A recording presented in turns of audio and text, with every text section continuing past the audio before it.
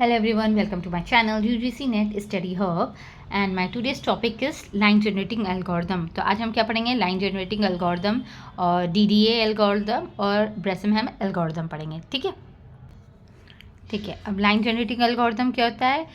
Creating of a line is mainly not restrict to the about pattern because sometimes the line may have a slope and interconcept that its information is required to be stored in more than one section of the frame buffer. Line generating algorithm में क्या होता है? ये stairs की तरह दिखती है. क्यों दिखती है? क्योंकि यहाँ पे टू और more than pixel on off होते हैं on a line between a 2 points. ठीक है, इसीलिए इसे बोलते हैं स्टेयरकेस इफेक्ट. देखो ये हमें ऐसे स्टेयर्स की तरह देखो ऐसे दिखती है. ठीक है, जब लाइन आप ज्वाइन करोगे यहाँ स्टार्टिंग टू एंडिंग में ऐसी लाइन होती है, लेकिन 2 से ज़्यादा पिक्सल्स आती है तो इसलिए वो जीने की तरह बन के जाती है. स्टेयर इफेक्ट, इसी को हम लोग बोलते हैं DDA एल्गोरिदम. क्योंकि जब लाइन बनेगी तो देखो वो ब्लर दिखेगी ना, एकदम ब्लर लाइन बनकर आएगी तो वो ऑन हो जाएगी लाइट, है. तो इसीलिए वो स्टेयर्स की तरह आपको वहाँ पे शो करेगी लाइन. ठीक है, देखो ये मैंने यहाँ से यहाँ ज्वाइन किया है, और ये जो हाईलाइटेड ब्लैक ब्लैक दिख रहा है, मतलब जब लाइन यहाँ से यहाँ ट्रैवल करेगी ना तो वो सारे क्या हो जाएगा, वो ग्लो हो जाएगी लाइट, वहाँ पे थोड़ी सी ब्लर्स दिखने लगेगी क्योंकि 2 से ज़्यादा पिक्सल्स है ना, वहाँ पे लाइट रिफ्लेक्ट कर रही है इसीलिए. चलो अब हम आ जाते हैं DDA और ब्रेसनहम एल्गोरिदम का डिफरेंट डिफरेंस देख लेते हैं. ठीक है, DDA एल्गोरिदम क्या होता है? अरिथमेटिक ऑपरेशंस इन्वॉल्व होते हैं इसमें. ब्रेसनहम में इंटीजर्स है ना, जैसे कि एडिशन, सब्ट्रैक्शंस. इसमें क्या होगा? अरिथमेटिक जैसे कि मल्टीप्लिकेशन एंड डिवीज़न यूज़ होगा. ठीक है, ये rounding off the floating point, ये क्या अवॉइड करेगा? Round of so that more piece of line segment. ठीक है, the nearest integer can be lead to the junk. more accuracy होगी. ठीक है, इसमें less accuracy रहेगी. ये simple होगा, ये complex होगा. डिफरेंस दिख रहा है DDA और ब्रेसनहम एल्गोरिदम का? ये थ्योरी पार्ट में पूछ सकते हैं, इसलिए मैंने शॉर्ट में लिख दिया है और हाईलाइट भी कर रखा है. DDA का फुल फॉर्म होता है डिजिटल डेफिनेशन एनालाइजर. ठीक है, अब हम आ जाते हैं कैलकुलेशन स्लोप. ठीक है, इस पे फॉर्मूला पे आपसे पूछ सकते हैं. ठीक है, ये डायरेक्ट क्वेश्चन बन सकता है तो इसलिए याद कर लेना. 3 केसेस होंगे. अगर यहाँ पे हाँ देखो, अगर m हमारा लेस देन 1 होगा तो क्या केस यहाँ पर आएगा. ठीक है, अगर m इक्वल टू 1 होगा तो क्या केस बनेगा. m इस हमारा ग्रेटर देन होगा 1 से तो क्या स्लोप बनेगा, है ना. तो ये फॉर्मूला आपको पता होना चाहिए. ठीक है, ये स्लोप याद कर लेना. यहाँ पे मैंने लिख दिया, पढ़ने की ज़रूरत नहीं, देख रही होगा. और स्लोप का फॉर्मूला क्या होता है? स्लोप को हम लोग m बोलते हैं, y2 - y1 x2 - x1. ठीक है, मतलब a पॉइंट है, b पॉइंट है, x1 और y1 यहाँ x2 y2 का.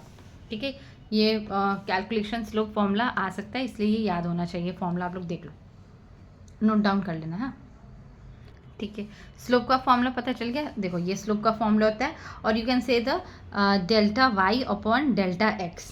ठीक है, स्लोप का ये भी वाला फॉर्मूला हो सकता है. 2 एंड पॉइंट दिए.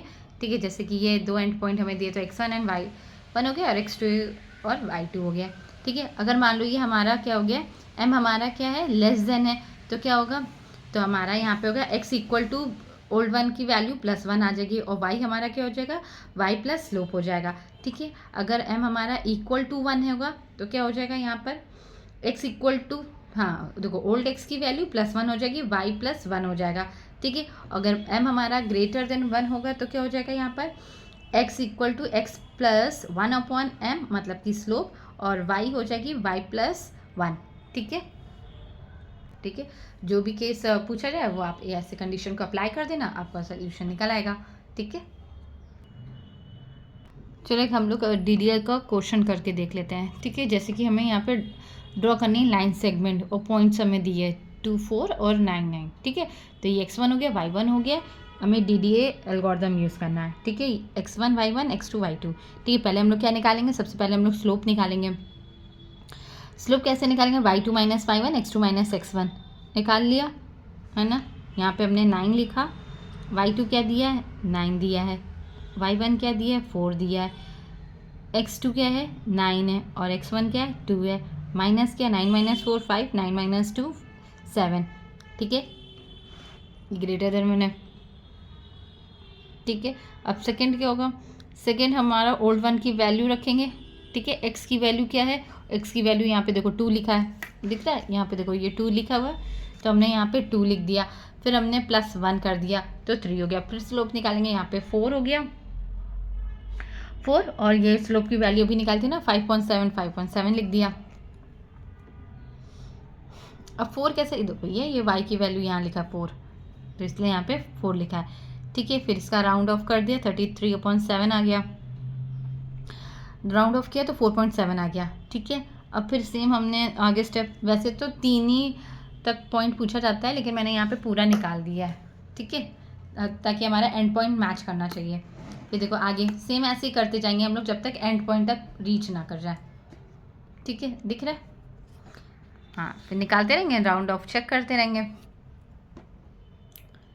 ठीक है। सेम हमने यहाँ पे देखो यहाँ निकाला, x की वैल्यू निकाल आई हमारी और y की वैल्यू निकाल आई है ना। यहाँ पे x की वैल्यू क्या आ गई 4 आ गई, यहाँ y 5 आ गया, फिर 4 पे हमारे क्या है यहाँ 5 आई 6 आ गया, 6 पॉइंट आ गया।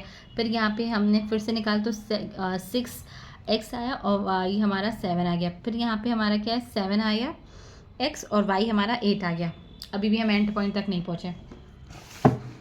फिर लास्ट देखो ये हमारा एंड पॉइंट है, ठीक है। फिर लास्ट हम पहुँच गए, एंड पॉइंट हमारा क्या दिया था यहाँ पर, देखो एंड पॉइंट क्वेश्चन में दिया था 2.4 और 9 पहुँच गए हम लोग, देखो स्टॉप हो गया। एंड पॉइंट क्या था 9 तो हम लोग 9 आ गया, तो वहाँ पे हम लोग स्टॉप कर देंगे, दिख रहा है। और ये मैंने आपको क्वेश्चन दिया, ये अपने आप सॉल्व करके देखना और फिर इसका आंसर मुझे बताना कमेंट में क्या आया। अब हम आ जाते हैं ब्रेसम लाइन एल्गोरिथम, है ना। ब्रेसम लाइन जनरेटिंग एल्गोरिथम क्या होता है, हाँ ठीक है, ब्रेसम लाइन जनरेटिंग एल्गोरिथम क्या होता है, it is an accurate and efficient raster line generating algorithm. यहाँ पे हम लोग एक्यूरेट वैल्यू निकालते हैं, ठीक है, ठीक है। और ये इंक्रीमेंट क्या करती है, इंटीजर कैलकुलेशन को, और जो डिस्प्ले करता है circle and the other curve में, दिख रहा है ये देखो लिखा है circle and the other curve. ये इंक्रीमेंट क्या करता है, इंटीजर कैलकुलेशन।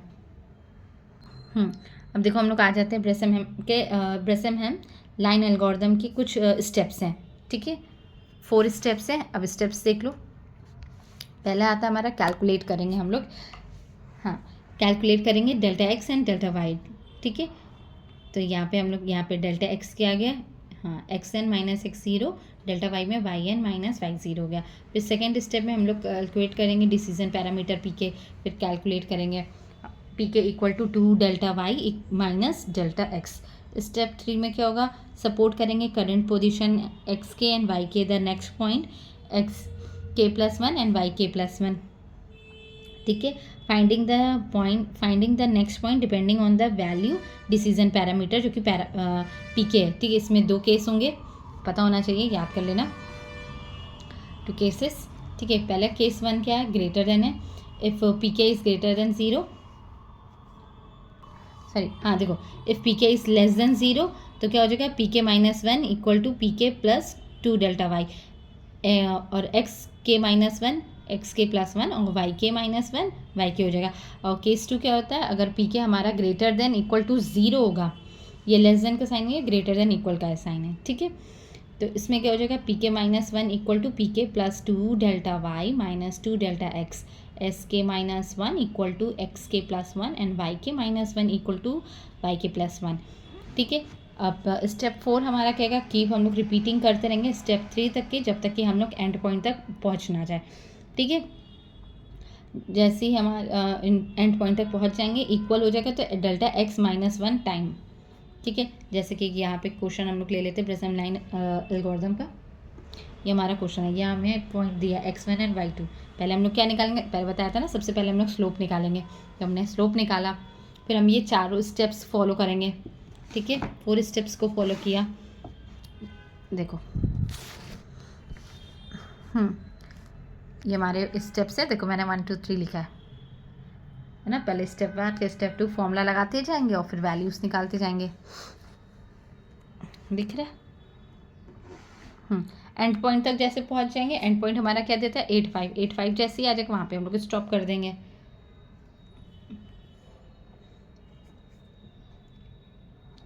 फॉर्मूला देखो याद होना चाहिए, आएगा तभी क्वेश्चन को सॉल्व कर पाओगे, है ना। ठीक है, तो बस आज के लिए इतना ही। अब मिलते हैं नेक्स्ट वीडियो में, तब तक के लिए bye bye, thank you for watching. And हाँ, आप लोग इस फॉर्मूले को प्रैक्टिस करना, ना समझ रहे तो पूछ लेना मुझसे, ठीक है। Bye bye.